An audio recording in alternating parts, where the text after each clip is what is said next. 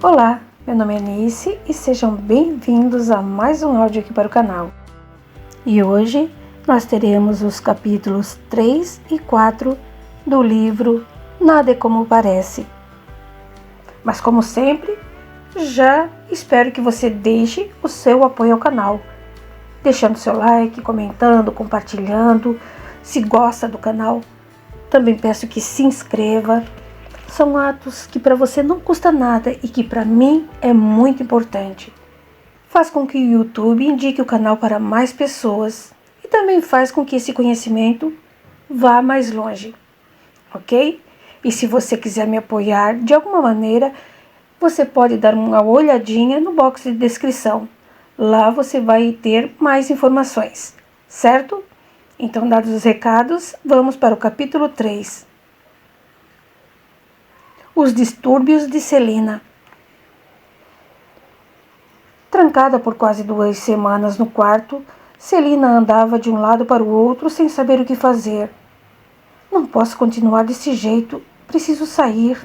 Não aguento mais ser prisioneira. Ela estava desesperada. Desde que sua mãe descobrira que ela havia ligado para a casa de Eloy e Chiquinha, estava de castigo. Ela, uma mulher de 24 anos, voluntariosa, encontrava-se atada sob a autoridade ferrenha de Eulália. Eulália era uma boa mãe. Sempre fora apegada a Murilo, 3 anos mais novo que Celina. Era evidente sua predileção pelo filho. Celina era adorada por Eulália, mas seus distúrbios emocionais deixavam a mãe envergonhada e triste. Eulália acreditava que Celina fazia de propósito para ganhar a atenção que ela dava a mais ao filho. Inácio notara que a esposa naturalmente preocupava-se mais com Murilo.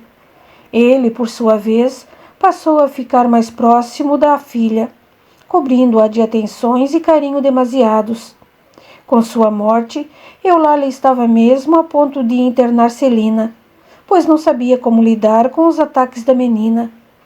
Mesmo depois da morte do marido, ela procurou ainda levar Celina a um psiquiatra que estava fazendo fama em Salvador. Mas desistiu quando ele disse que a psiquiatria poderia ajudar a filha no equilíbrio emocional, mas não no equilíbrio espiritual. Eulália não sabia o que fazer, sentia-se impotente. Indignada e desanimada, voltou a São Paulo, com a filha do mesmo jeito. Celina sentia ser amada, mas não aceitava a submissão aos tratamentos que sua mãe lhe impunha. Era ela quem deveria decidir pelo melhor tratamento. Ela tinha idade para escolher uma boa clínica ou um médico, mas Eulália não permitia que a filha opinasse sobre isso. Decidia sempre o que era melhor para os filhos. Mas, afinal de contas, o que acontecia com Celina? Basicamente, o mesmo que ocorria com Amaury. Celina era dotada de extraordinária mediunidade, incapaz de educá-la por falta de conhecimentos, e dotada também de extrema sensualidade. Atraía para si companhias astrais cheias de lasciva e desejos sexuais. A menina, ao entrar em sintonia com essas entidades, transformava-se em outra pessoa. Arrumava-se da maneira mais sensual possível e saía com destino ao centro da cidade, altas horas, à procura de qualquer homem, sem distinção de classe social, em troca de amor fácil. Não fosse essa hipersensibilidade mal administrada ser confundida com esquizofrenia, Celina facilmente teria uma vida normal e sadia. Possuía um corpo bem talhado, e seu rosto era muito expressivo. Testa larga, encimando olhos azuis indagadores e vivos. Eulália estava irredutível. Ao saber que a filha ligara para a casa de Chiquinha, ficara furiosa. Onde já se viu ligar para a casa daquela rameira? Pensava. Por esse motivo, não permitia que a filha sequer descesse para as refeições e escondia as chaves dos carros da residência para que Celina não desse suas escapadas noturnas. Berta, a governanta, era uma alemã de meia-idade, que carregava no semblante uma expressão séria e na alma valores retos e íntegros. Respeitável pelos partos de Murilo e Celina, Era quem levava as refeições para a garota. Embora Berta estivesse ainda abalada com os horrores do nazismo, sentia muita saudade de seu povo, a quem não julgava ser responsável por tanta barbárie. Um homem, sequioso de poder e gana, era capaz de colocar o próprio povo contra a humanidade. Hitler fez com que o mundo odiasse os alemães, e no Brasil, Berta não deixava de sofrer os ataques de algumas pessoas cegas na consciência, que tratavam todo e qualquer alemão como cúmplice de Führer. Berta estava havia anos no Brasil, mas não esquecia uma característica atribuída aos germânicos: a impessoalidade, muitas vezes confundidas com frieza de caráter. Havia muito ela estava desconfiada das atitudes de Celina. Desde cedo pedira a Eulália que levasse a menina até um centro espírita que ela frequentava, próximo de casa. Dizia a Eulália que não haveria médico no mundo que pudesse curar a menina. Na verdade, segundo Berta, Celina não apresentava nenhum problema físico, mas um desequilíbrio causado pela má educação de sua sensibilidade.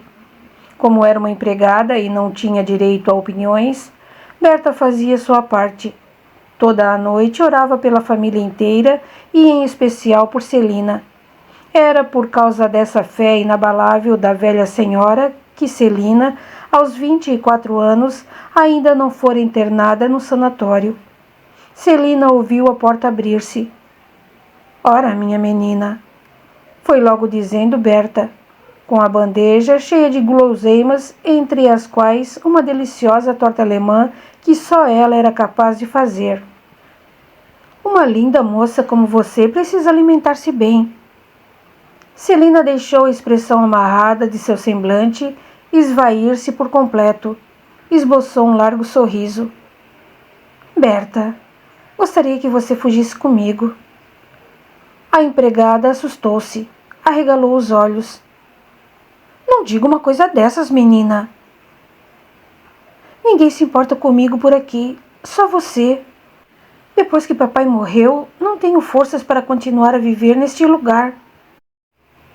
"Sua mãe a ama muito." Celina fez muxuxo. "Imagine, Berta, você não está na minha pele. Mamãe só tem olhos para Murilo." Berta estremeceu. Ficaram por alguns instantes ruminando os pensamentos. Eulália iria descontar na filha os dissabores do seu passado triste? Será que algum dia poderia olhar para a filha e esquecer que ela fora fruto de um desengano? A governanta divagou mais um pouco e tornou amável. "Não é bem assim. Sua mãe tem afinidade com Murilo. Entre você e seu pai não ocorreu o mesmo? Se fosse sua mãe a morrer e não seu pai, talvez seu irmão estivesse sentindo o mesmo que você, não acha?" "Sei lá, talvez." "Você me confunde, Berta. Vamos, passe-me logo essa torta, estou faminta." "A menina precisa se cuidar mais." Celina suspirou. "Só confio em você, Berta. Não sei o que fazer. Consigo passar bem durante alguns dias, mas de repente sinto um desejo incontrolável. Meu corpo esquenta, sinto arrepios. Uma onda de obscenidades desfila pela minha mente." Celina desatou a chorar.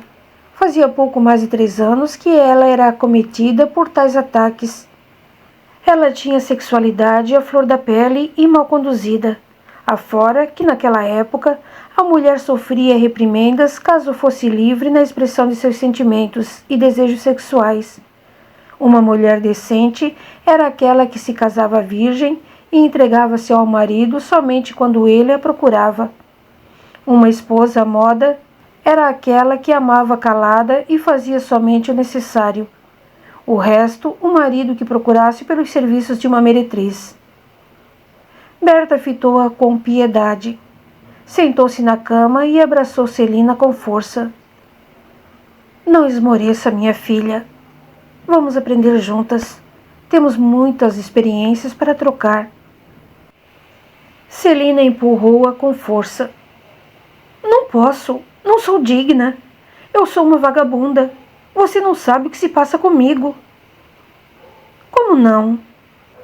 Podemos ser educados e discretos, mas a menina Celina é boba se não sabe que todos aqui na casa estremecem quando você sai sorrateiramente durante a madrugada. Graças a Deus que você ainda não engravidou. Vira essa boca pra lá, Berta. Eu tomo meus cuidados. Escute, querida, eu não a condeno. Como posso julgá-la se não estou em sua pele? Mas essa sua maneira desordenada de sair e aprontar por aí não pode trazer somente uma gravidez indesejada. Há também os riscos de uma doença venérea. Celina ia responder, mas foi acometida por forte onda. Dois espíritos, um de traços masculinos e o outro de traços femininos, ambos seminus e com o perispírito enegrecido na região dos genitais, abraçavam-se à moça e faziam gestos obscenos, sussurrando palavras de baixo calão em seu ouvido, que Celina registrava vivamente. Subitamente ela agarrou Berta. Venha, vamos nos divertir. Berta registrou a presença de energias estranhas no quarto, fechou os olhos e, mesmo agarrada por Celina, passou a orar mentalmente. Nesse momento, o espírito de Inácio adentrou o quarto. Ele se aproximou de Celina e Berta e beijou-lhes a face. Obrigado. A oração ajudou-me a chegar a este ambiente carregado. O casal de espíritos fitou Inácio com estarrecimento. A mulher bradou. Ora, ora, então o filho da luz, o filho do cordeiro veio até nós. O que é? Lá onde você mora não há sexo? Está carente? Por acaso quer um carinho? Ela tentou jogar-se sobre Inácio, mas ele neutralizou as forças do espírito, lançando-lhe uma corrente magnética que a jogou no outro lado do quarto.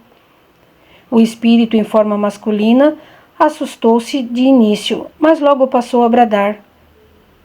O que é? Não gosta de prazer e diversão? Venha conosco, disse, fazendo um gesto obsceno, colocando a mão entre os seus genitais avantajados e desfigurados. Inácio meneou negativamente a cabeça. Procurou serenar, visto que as ondas emanadas pelo espírito eram muito fortes. Após suspirar e ficar preso à própria energia, centrando os pensamentos no bem, disse: Não pertenço a seu vale. Faço parte de uma colônia que estuda a sensibilidade e nos ajuda a educar esse dom aguçado em encarnações sucessivas. Sei que você vem do Vale do Sexo e cola-se a minha filha para tirar-lhes os fluidos vitais. Você poderia fazer amor com qualquer desencarnado. Veja, retrucou o espírito. Eu não estou aqui por acaso. Poderia atacar a velha aí, mas ela é íntegra nos pensamentos. Não deixa uma brecha para que eu ou minha companheira possamos atacá-la. Sua mulher também é osso duro de roer. Seu filho é meio tonto. Aliás, você tem filhos bem esquisitos. Inácio perdeu as forças. Estava havia pouco tempo no astral e ainda lhe era difícil manter-se na impessoalidade. Falar de seus filhos deixava-o vulnerável. Os espíritos voltaram a grudar-se em Celina. Emídio, responsável pelas andanças de Inácio na terra, veio de imediato ao quarto. Com sua voz pausada e doce, porém firme, tornou. Feche os olhos, Inácio. Imagine uma luz dourada em sua fronte. Repita em voz alta. Eu fico com minha energia dentro de mim. Eu me assumo e sou dono de mim. Sou uno com o poder de Deus. Inácio fechou os olhos e repetiu com vontade os dizeres de Emídio. O casal de espíritos desgrudou-se de Celina. O ambiente começou a ficar cada vez mais iluminado, toldando-lhes a visão. Ambos gritaram impropérios a Emídio e saíram raivosos. Sumiram atravessando a parede do quarto, enquanto vociferavam palavras de baixo calão. Inácio olhou envergonhado para Emídio. Desculpe-me, não tive intenção de atrapalhar sua agenda. Emídio respondeu ternamente. Já disse que você precisa o quanto antes se fortificar na impessoalidade. Você ainda leva tudo para o plano pessoal, como se sentindo atacado com tudo que falam sobre você ou os seus. Além do mais, seus filhos são espíritos amigos, cumprindo o próprio desejo de vencer as tentações. Não se esqueça de que já desencarnou e eles não são mais filhos seus, mas de Deus. Se quiser ajudá-los, pare com os melindres. Inácio baixou o semblante. Sentia-se envergonhado, mas Emídio estava coberto de razão. Está certo, preciso melhorar no aspecto impessoal, mas em meu coração tenho o fundo desejo de ajudar minha filha. E qual o problema? Trabalhando em sua reforma interior, alternando suas crenças, você pode melhorar seu padrão vibratório e também transmitir ondas positivas para Celina. Você precisa mudar para que os outros mudem. Não queira que sua filha mude antes do tempo. Inácio meneou a cabeça. Emídio estapeou-lhe as costas, levemente. Esboçou leve sorriso. Vá e abrace Celina. Sei que está louco por isso. Vamos, vá logo, pois temos compromissos e não podemos nos atrasar. Inácio distendeu largo sorriso. Dirigiu-se até a filha e beijou-lhe uma das faces. Repetiu o mesmo gesto com Berta. Emídio replicou. Dê graças a Deus por Berta estar por perto. Trata-se de um espírito forte que se encontra maduro no campo da impessoalidade. Você poderá aprender muito com ela. Mas Berta está encarnada. E qual a diferença? Por acaso aqui no astral não existem espíritos duros na consciência, presos em conceitos antigos, arraigados? Veja o caso da dupla que saiu há pouco daqui. Não é porque estamos encarnados que somos piores ou mais fracos que os desencarnados. Tudo é relativo na vida. Trate de alargar sua consciência, Inácio. Está certo, Emídio. Preciso alargar minha consciência. Afinal, nada é como parece, não é mesmo? Emídio assentiu com a cabeça. Emitiram ondas coloridas que foram diretamente para a região cardíaca e abaixo do umbigo de Celina, em lindos matizes coloridos que penetravam seu corpo e retiravam as energias pesadas lançadas pelos espíritos que ali estavam minutos antes. Após alguns instantes, Emídio e Inácio saltaram de banda rumo a compromissos assumidos perante a eternidade. Capítulo 4. Aprendendo com os dissabores. Cora jogou-se pesadamente no sofá. Seus dedos formigavam. Estivera dando aulas por horas a fio, sem pausa para descanso. Lúcia surgiu da cozinha, com feições contrariadas no semblante. Mãe, precisa ir com mais calma. Não pode dar tantas aulas assim. Ainda temos a poupança. Cora passou a mão pela fronte, meneando a cabeça de um lado para o outro. Excedi-me por hoje. Estou me acostumando aos poucos a pegar no batente. Lúcia enxugou as mãos no avental e sentou-se ao lado da mãe. Você trabalhou muito hoje. Você também tem trabalhado muito. Além de ajudar seu irmão no empório, ainda arruma tempo para costurar e para limpar a casa. Só posso agradecê-la pela ajuda. Temos algumas economias no banco, mas não podemos vacilar. Lúcia beijou amorosamente a face de Cora. Estamos fazendo aquilo que podemos. Adoraria continuar a levar a vida que tínhamos. Mas, se tudo virou de repente, foi um sinal que Deus nos deu para reavaliarmos nossa maneira de viver. Se papai morreu e ficamos cheios de dívidas, é porque tanto a senhora quanto Wilson e eu tínhamos de burilar nossos espíritos, aprender a nos virar, encontrar valores esquecidos, escondidos lá no cantinho de nossa alma, a fim de crescer e amadurecer em outros aspectos.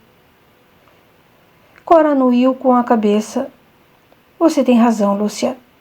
Bom ter você e Wilson a meu lado. Fui presenteada com filhos cujos espíritos são dignos. Sei que para vocês tudo foi mais difícil ainda. pois estavam acostumados ao luxo, a amigos pertencentes à alta sociedade, escolas de primeira linha, aulas de tênis, francês, inglês. Cora exalou leve suspiro. Lúcia continuou a fitá-la. A mãe continuou. Lembra-se de quando a modista vinha nos visitar a cada 15 dias? Lúcia deu de ombros. E daí? Eu terminei o normal e, por opção, não ingressei na universidade. Tanto eu quanto Wilson aprendemos e demos valor ao que papai e você nos deram. Aproveitamos os estudos, as professoras de línguas, enfim, fomos bem educados. E também não sinto falta da modista. Aliás, foi por causa dela que aprendi a costurar. A senhora não se recorda de como eu ficava em cima para vê-la fazendo os cortes, a costura, prestando atenção em tudo? Cora riu.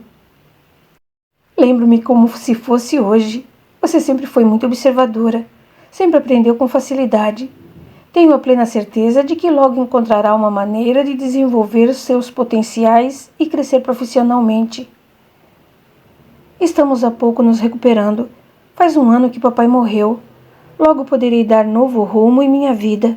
E quanto aos amigos da alta sociedade, não se preocupe. Eu e seu filho puxamos a você. Ou seja, não sentimos falta alguma do pessoal da alta. Infelizmente, a grande maioria se perde na vaidade, nas aparências. Prefiro ficar equilibrada e lúcida, sem me deixar envolver pelos ditames sociais. Lúcia, minha filha, é impressionante como só estando no meio disso tudo percebemos que nada é como parece. Precisamos estar com a mente aberta para enxergarmos além. Além das aparências, certo? Sim. Geralmente o pessoal do meio ao qual pertencíamos sempre lutou para parecer ser o que não é. Ficaram em silêncio por alguns instantes, até que Lúcia lançou nova pergunta à mãe. O passado ainda mexe muito com a senhora, não? Cora suspirou novamente, e uma pequena lágrima escorreu pelo canto dos olhos. Por acaso estou sendo indelicada em tocar no passado? Cora pendeu a cabeça para o lado, em sinal negativo. De maneira alguma. Lembrar aqueles tempos só me traz alegria. As lágrimas recrudescem porque sinto saudade. Tenho certeza de que a qualquer momento, mesmo que não seja nesta vida, poderei reatar amizade com Eulália e Chiquinha. Eu não quero ser intrometida, mas é verdade que Dona Eulália foi apaixonada pelo Dr. Rodolfo? Sim, Rodolfo era paquerado por muitas moças. Eu o achava um jovem bonito e atraente, mas sempre me sentia atraída pelo seu pai. Mas conte-me então sobre o envolvimento de Dona Eulália e Dr. Rodolfo. Cora fechou os olhos e procurou dar margem ao passado. Mas uma voz doce e familiar trouxe-a novamente à realidade. Ela abriu os olhos e distendeu largo sorriso. Filho, particularmente estava com saudade de você hoje. Venha e me dê um beijo. Wilson correu até os braços da mãe, abraçou-a e beijou-lhe a face com ternura. Fechei a mercearia mais cedo hoje. O movimento estava muito fraco. Cora ficou a fitar o filho. Como ele era lindo! Cabelos fartos e escuros, rosto quadrado, marcado por expressões másculas. Seus olhos castanhos eram brilhantes e sedutores. Possuía um corpo bem torneado, cujo porte altivo combinava perfeitamente com sua pele alva. Wilson era a cópia fiel do pai, Diógenes, quando este fora moço. Wilson tirou-a do deslumbre. O que foi? Nunca me viu mais gordo? Ora, estou contemplando sua beleza.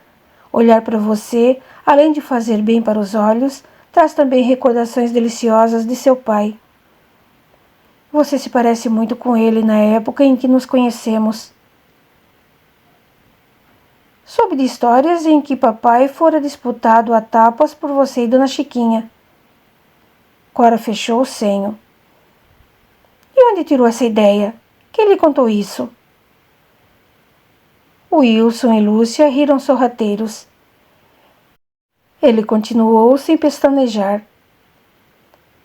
Antes de a bomba estourar para o nosso lado, ouvi Maria Eduarda, a filha de Dona Chiquinha, fazendo comentários desse tipo. Disse que a senhora usou de todo tipo de recurso, inclusive macumba, para manter papai preso a seus pés. Cora, sempre equilibrada, naquele momento fez um gesto de contrariedade. Você ouviu isso? Isso e muito mais. Maria Eduarda não tem papas na língua. Desfere seu veneno contra tudo e todos. Achincalhava a mãe pelas costas. Trata o pai e o irmão com indiferença. Nem parece da família. Lúcia interveio. Deixe de lado. Maria Eduarda sempre foi assim. É o jeito dela. Não adianta querermos que ela mude o jeito de ser. Ela é o que é. Wilson fitou a irmã de través. Agora Maria Eduarda é uma humilde filha de Deus, só porque o irmão frequentou nossa casa. Não vai querer agora defendê-la, não é? Claro que não. Eu fui amiga dela. Você é que se derretia todo. Desde aquele tempo eu percebi o caráter de Maria Eduarda. Ela ia sempre à casa para paquerar você, e só parou quando descobriu que estávamos na bancarrota. Sempre foi interesseira. Só disse que ela é o que é. Cora aduziu. Devemos olhar as pessoas como são, e não como gostaríamos que elas fossem. Ambos olharam para a mãe, e ela continuou. Não adianta ficarem admirados. Não a estou defendendo. Por que você nunca comentou nada comigo, meu filho? Porque estávamos cheios de problemas. A morte de papai, a falta de dinheiro. Eram muitas as preocupações. Achei melhor calar. Lúcia não se conteve. Mãe, tudo isso é verdade? Você disputou papai com Dona Chiquinha? Cora olhou para a filha angustiada. Passou a mão pela testa e sentou-se novamente no sofá. Exalou um novo suspiro e começou a revelar parte de seu passado. Vivíamos numa época de ouro. Eram os louros anos 20, quando tudo era permitido. O fim da Primeira Guerra Mundial havia trazido um novo ânimo, uma nova maneira de encarar a vida. O lema era romper com o passado. Afinal de contas, outra guerra poderia eclodir novamente. Era preciso aproveitar, divertir-se, viver o momento presente. Eu era muito amiga de Eulália, de Chiquinha e de sua irmã, Isabel Cristina. Formávamos um belo grupo de jovens, todos pertencentes à mesma classe social, exceto eu, que tinha sido aceita porque meus tios pagavam a escola. Além de nós, havia no grupo Diógenes e Rodolfo. Eu e Chiquinha tínhamos uma queda por Diógenes, enquanto Eulália era muito assediada por Rodolfo. Ele sempre apresentou um temperamento ambíguo. Seus olhos enigmáticos e seu sorriso seduziam a todos. Cora pausou. Wilson tomou a palavra. Nunca gostei do Dr. Rodolfo. Vocês podem dizer que ele nos ajudou, que foi amigo e nos amparou na época em que papai morreu. Mas sei que há algo por trás daquele sorriso sedutor. Wilson baixou a cabeça e pigarreou. Já havia passado apertado com Rodolfo e procurou dissimular. Alteou a cabeça e fixou seus olhos nos da mãe. Sei o que a senhora quer dizer sobre ele. Lúcia considerou. Ora, creio que o Dr. Rodolfo tudo tenha feito pensado no lucro. Trata-se de um bom jogador. Cora concordou. Pode ser. Esse assunto não nos compete. Virou-se para Wilson e continuou. Eu sei o que quer me dizer. Rodolfo nunca teve escrúpulos para conseguir o que quis, mas não posso culpá-lo pela morte de seu pai. Lúcia interveio. Se ele fosse um jogador de primeira, teria conseguido casar-se com Dona Eulália. Se ela era assediada por ele, qual o motivo de não terem se casado? Cora pigarreou. Em seus olhos, por segundos, passaram flashes de um passado que não convinha ser relembrado naquele momento. Procurando dissimular, contou parcialmente a verdade. Eulália e Rodolfo namoravam. A família dele perdeu praticamente tudo com a quebra da Bolsa de Valores de Nova York em 1929. Eulália até que tentou, mas sua família nunca permitiria que a filha se casasse com um pobretão. Por essa razão, sua família rompeu com o noivado. Rodolfo foi espezinhado e espicaçado por muita gente. E por que não se casaram mesmo assim? Cora deu de ombros. São escolhas que fazemos. Wilson ficou mais interessado. Ora, mamãe, se a senhora e Dona Chiquinha disputou papai a tapas, como pôde ela ter se casado com o Dr. Eloy, sem mais nem menos? Já disse, são escolhas. E não disputamos seu pai a tapas. Nada fiz para ter seu pai a meu lado. Fomos unidos pelo amor. Mais nada. O Wilson tomou a contragosto. Tem gato nessa história.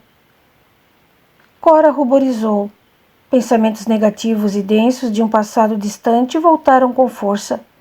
Reviveu todo aquele tormento. Passou a mão pela testa, como a afastar as cenas antigas. Levantou-se de pronto e, sem responder aos filhos, foi em direção ao banheiro. Vocês não sabem do passado, não enxergam além. Não me sinto na obrigação de contar-lhes nada agora. Disfarçou. Na verdade, o que mais necessito no momento é de um bom banho. Com licença. Wilson e Lúcia olharam-se e, desconfiados, baixaram os olhos por instantes. Porque todos ocultavam a verdade. Dentro dessas histórias mal contadas, estaria a chave para desvendar os mistérios do passado? Sem dizer uma palavra, mas com a cabeça cheia de indagações, os irmãos levantaram-se e, abraçados, foram para a cozinha adiantar o jantar. Em silêncio, enquanto um ajudava o outro no preparo do repasto, suas mentes divagavam sobre aquele passado obscuro, tentando imaginar o que de fato teria acontecido. Maria Eduarda estava sentada em elegante poltrona, próxima ao hall de entrada da confeitaria. Seu semblante demonstrava irritação e ansiedade. Em instantes, um homem maduro, de belo porte e sorriso sedutor, fez-lhe a corte. Desculpe meu atraso, querida. Maria Eduarda estendeu a mão para o cumprimento, meio a contragosto. Já não era sem tempo. Como se atreve? Não posso ficar esperando tanto assim. Estive preso a reuniões. O trânsito está lento. Não foi minha intenção fazê-lo esperar. Por gentileza, vamos entrar? Levantaram-se e Maria Eduarda deixou-se levar pelos braços fortes e firmes do homem. Após escolherem uma mesa discreta nos fundos do salão, sentaram-se. Maria Eduarda foi taxativa. Sem mais delongas, você prometeu ajudar-me a conquistar Murilo. Por que ainda não conseguiu um encontro para nós? O que está acontecendo que eu não estou sabendo? O que é isso? Está duvidando de mim? Não fui eu quem lhe contou o passado dos seus? Por acaso acha que menti sobre sua mãe? Maria Eduarda anuiu com a cabeça. Sei, Rodolfo, mas e daí? Não me interessa o passado de minha mãe. Sempre a achei reservada demais. Sabia que atrás daquele verniz sempre houve uma mulher inescrupulosa como eu. Tenho a quem puxar. Rodolfo meneou a cabeça. Não é bem assim. Quando jovens, cometemos alguns desatinos. Sua mãe foi uma moça como outra qualquer, cheia de planos, sonhos. Está certo, mas chega. Não quero que fale sobre minha mãe. Sei que vocês foram amigos no passado. E também não me interessa por que estão afastados. Rodolfo olhou-a impávido. Em sua casa sabem que estamos nos encontrando? Isso pode ser prejudicial a você. Maria Eduarda soltou um riso seco. Não seja imbecil, meu caro. Tudo aqui gira pelo interesse. Eu quero uma aproximação com Murilo, nem que primeiro eu tenha de travar amizade com Dona Eulália. Sei que ela é louca pelo filho. Posso fazer o papel de garota ingênua, que acha o filho dela interessante, mas que nunca lhe faria a corte. O que acha? Rodolfo pousou suas mãos nas de Maria Eduarda. Nesse instante, ela sentiu um calor percorrer-lhe o corpo. Você sabe que farei tudo para que fique com Murilo. É só uma questão de tempo. Logo estarão juntos. Vamos ganhar muito com essa união. Como está indo com o advogado de Eulália? Sopa no mel. Mais um pouco e trarei tudo em suas mãos. Você é formidável. Maria Eduarda sentiu. Seu corpo arrepiou-se ao toque das mãos de Rodolfo. Dou-lhe o prazo até a próxima semana. O tempo urge. Rodolfo continuou a fixar seus olhos nos dela.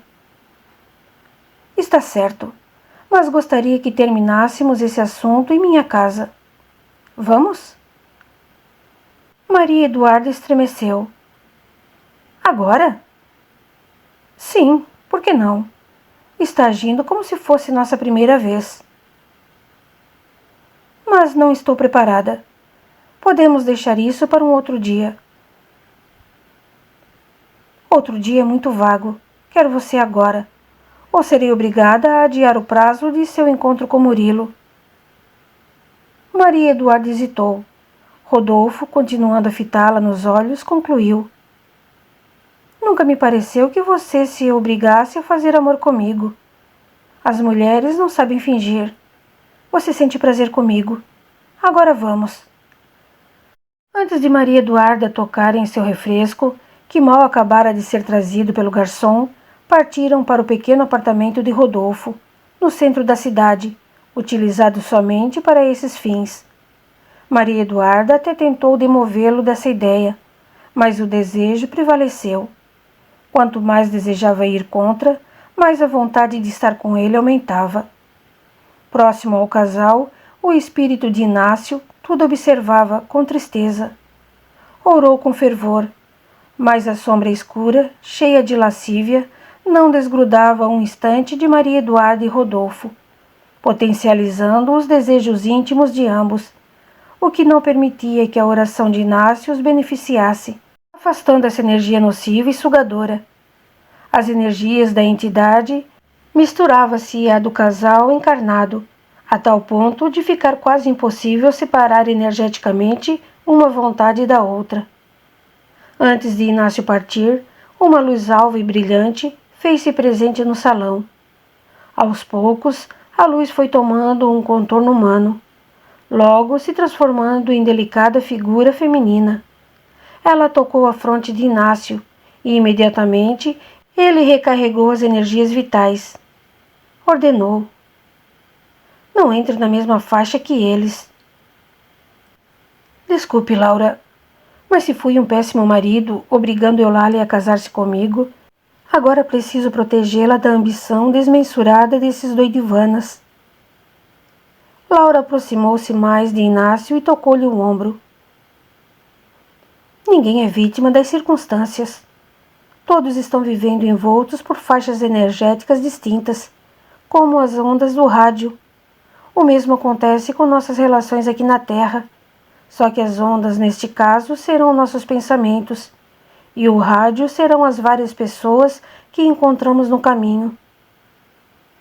Mas aquela entidade sedenta por sexo está prejudicando Maria Eduarda. Sei que Rodolfo sempre teve companhias desse tipo, mas ela não. Se ela sucumbir, como se ligará a Murilo? Dê tempo ao tempo. Maria Eduarda é um espírito ambicioso, forte, audacioso. Infelizmente, ela está usando seus potenciais de uma maneira equivocada, deixando-se dominar pela vaidade e pelo orgulho. Graças às leis universais, temos a eternidade para consertar a situação. Antes de Inácio rebater a questão, O espírito sábio de Laura concluiu: não julgue. Cada um é livre para fazer o que bem entender. A energia sexual é muito forte, talvez a de maior responsabilidade para o ser humano. Controlá-la é um dom, que vamos treinando durante as sucessivas encarnações, dando as diretrizes de seu uso. Energia sexual é energia vital, que a vida nos deu para ser utilizada em outros campos até nossa etapa evolutiva.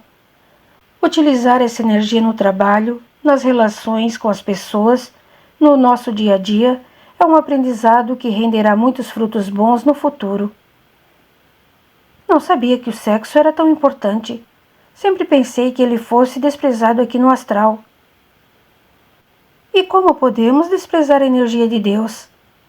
Inácio, como acontece a reencarnação na Terra? Através da relação íntima entre um homem e uma mulher. E como uma relação estável entre duas pessoas dura tanto tempo? Através de amor, respeito e sexo com prazer. Então, como condenar o uso do sexo, se ele nos foi dado para criar, para gerar vida e para manter a troca de energias sutis que somente a relação sexual pode oferecer? Desculpe, estou encabulado. Nunca conversei com uma mulher a esse respeito. Não seja preconceituoso. Neste plano em que vivemos, ainda carregamos os órgãos genitais em nosso corpo astral. Um dia teremos de reencarnar. Como poderíamos viver sem sexo aqui, se teremos de utilizá-lo logo mais quando encarnados? Pensei que só pudéssemos fazer sexo na Terra. As poucas coisas que ouvi a respeito de sexo no mundo espiritual sempre foram de que os espíritos não têm sexo, que a troca dessa energia é feita de outra maneira. Sim, absolutamente certo, mas em outras esferas, muito mais adiantadas do que a nossa. Estamos vivendo muito próximo do orbe terrestre e precisamos manter as funções do sexo. A única diferença aqui no astral é que não há rótulos. Os espíritos têm afinidades e se relacionam intimamente através da sintonia da alma.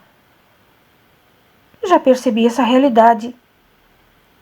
Ademais, Inácio, o preconceito é que tem feito Celina sofrer na Terra. Ela está em desequilíbrio pelo fato de não poder falar abertamente sobre o que lhe acontece. Se fosse menos orgulhosa, poderia procurar ajuda. Inácio ruborizou. Você agora vem me dizer que Celina é culpada por ter aqueles desejos? Que é culpada por ter mediunidade? Vejo que você precisa aprender muita coisa ainda, meu amigo. Laura levantou a mão, fazendo um movimento de arco, postada ao lado de Inácio. Em segundos, surgiu em frente a ambos uma tela, parecida com um fino cristal, mostrando cenas que soavam familiares a Inácio. Cenas de passado recente e distante, num vai-vem frenético. E agora, o que me diz? Todas essas cenas eram de Celina em outras vidas? Sim. Inácio nada respondeu. Baixou a cabeça e, mãos dadas com Laura, alçaram voo, desaparecendo entre a multidão que se exprimia nas ruas estreitas e apinhadas de carros do centro de São Paulo.